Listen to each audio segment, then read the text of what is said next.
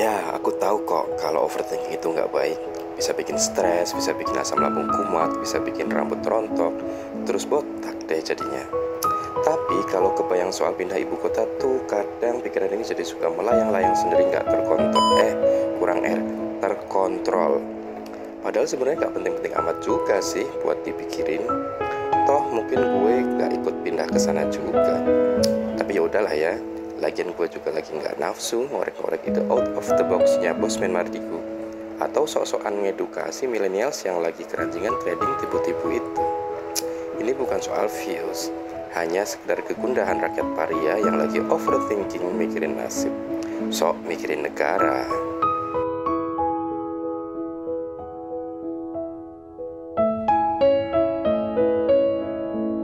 Jadi, kejadian itu kayak berentetan gitu loh guys.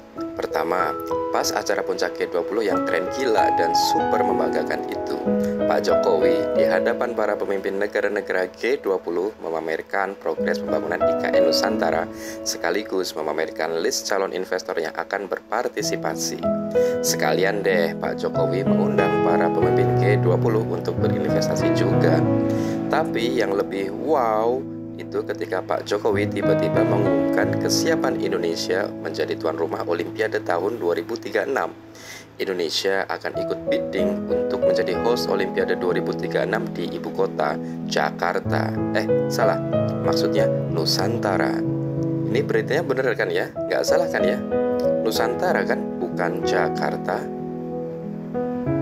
Kalau beneran Nusantara yang disiapkan jadi venue-nya, ini nih yang bikin overthinking.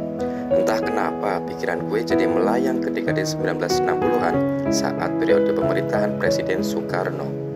Menurut catatan-catatan sejarah, di periode itu, Bung Karno lagi getol-getolnya melancarkan politik mercusuar Indonesia. Caranya yaitu dengan mempercantik ibu kota Jakarta yang akan jadi tuan rumah Asian Games 1962, lalu Games of the New Emerging Forces atau GANEVO tahun 1963. Yang dibuat untuk menandingi Olimpiade. Ada juga event Konevo yang dirintis untuk membuat blok baru setelah Indonesia keluar dari PBB. Mantap kan? Indonesia waktu itu udah berani buat tandingan Olimpiade dan PBB. Untuk memoles infrastruktur ibu kota Jakarta, Bung Karno waktu itu membangun seenggaknya 6 proyek prestisius, yaitu Monas, Gedung DPR MPR, Stadion Gelora Bung Karno, Hotel Indonesia, Jembatan Semanggi, dan Monumen Selamat Datang Pancoran. 6 mega proyek ini sukses membuat anggaran negara empot-empotan karena di saat yang sama, Indonesia juga lagi melancarkan operasi militer pembebasan Irian Barat dan konfrontasi dengan Malaysia. Sebagai negara yang belum lama merdeka, uang pajak dari masyarakat gak bakal cukup untuk membiayai semua kebutuhan itu. Investasi asing dari negara sahabat seperti Uni Soviet juga nggak cukup. Alternatifnya, pemerintah waktu itu cetak uang melalui beberapa metode seperti sunering dan redenominasi. Dan alhasil, singkatnya, inflasi meroket sampai 650% di tahun 1965. Serius?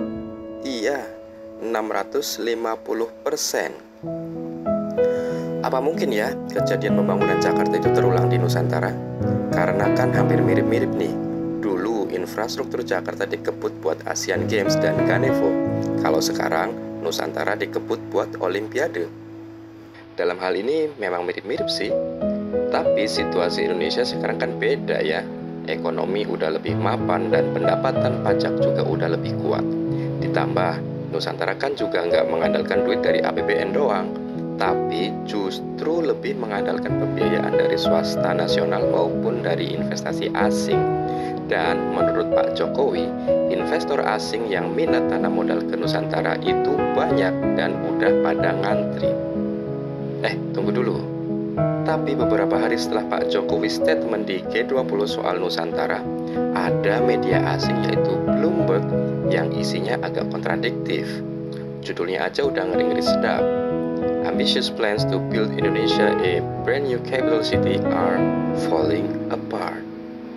Menurut Bloomberg nih, calon investor asing yang udah pada ngantri masuk ke Nusantara itu malah pada mundur satu persatu. Misalnya SoftBank dan Join dari Jepang. Masih banyak sih pihak-pihak yang komit untuk invest seperti dari China, Korea Selatan, Malaysia, dan Uni Emirat Arab. Tapi menurut Bloomberg, belum ada satu pun yang sudah masuk ke tahap serius dengan perjanjian investasi yang mengikat, alias masih janji-janji doang. Gue overthinkingnya gini guys, apakah statement Pak Jokowi soal Olimpiade itu yang justru jadi blunder ya? Karena jadi tuan rumah Olimpiade 2036 buat kota yang baru mulai dibangun dari nol sekitar 13-14 tahun sebelumnya itu berat gila sih. Agak cenderung terlalu ambisius dan nggak masuk akal malah.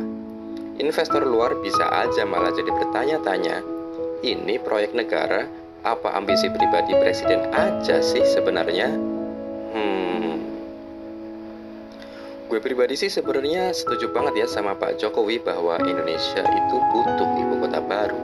Selain untuk menciptakan pusat pertumbuhan dan pemerataan ekonomi yang baru, ibu kota yang sekarang, Jakarta, juga udah crowded banget.